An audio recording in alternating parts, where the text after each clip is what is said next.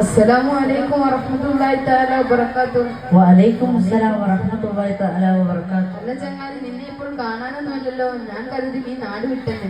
സുബ്ഹാനല്ലാഹ്, നീയാള് കൊള്ളാലോടാ. നിന്നെ ഇപ്പോൾ കാണാനൊന്നുമില്ലല്ലോ. എവിടെയായിരുന്നു ഇത്രയും കാലം? ഒന്നും പറയണ്ട, നാട്ടിൽ കച്ചറ കൂടി നടന്ന ഉമ്മയും വാപ്പയും ഫാറൂഖാബാദ് പള്ളി ദർസിൽ കൊണ്ടുപോയി ആക്കി. ഏതാണ്, ഔഷാദ് ഉസ്താദിന്റെ ദർസിലോ? അതെ.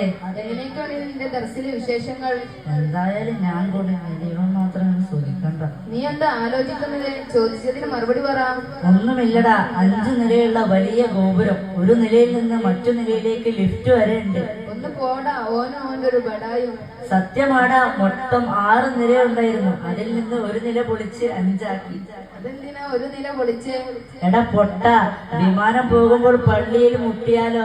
അതിന് വിമാനം പള്ളിയുടെ മുകളിലൂടെ തന്നെ പോകുന്നത്. പിന്നെ അല്ലാതെ, ദർസിലെ പകുതി കുട്ടികളും അതിൽ തന്നെയാ നാട്ടിൽ തന്നെ പോവാറ്. അവർക്കാണെങ്കിൽ പിന്നെ ടിക്കറ്റും ഫ്രീയാ. ഓ, നിന്റെ ഒരു ഭാഗ്യം. പിന്നെ അല്ല. അപ്പോൾ അവിടുത്തെ ഫുഡൊക്കെ എങ്ങനെ? തടിയൻ തുടങ്ങി ഫുഡിന്റെ കാര്യം. നീ പറയുന്നത് കേട്ടിട്ട് എനിക്ക് ഭൂതിയാകുന്നു.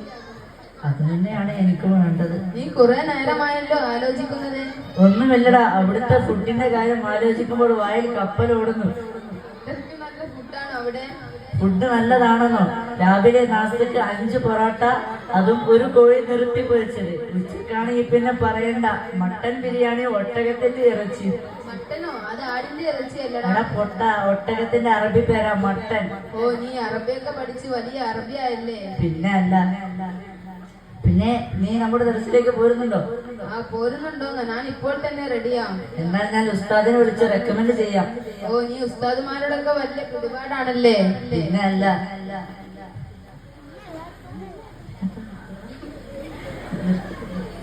എന്നാ ശരി, ഞാൻ ചെല്ലട്ടെ. അസ്സലാമു അലൈക്കും. വഅലൈക്കും അസ്സലാം.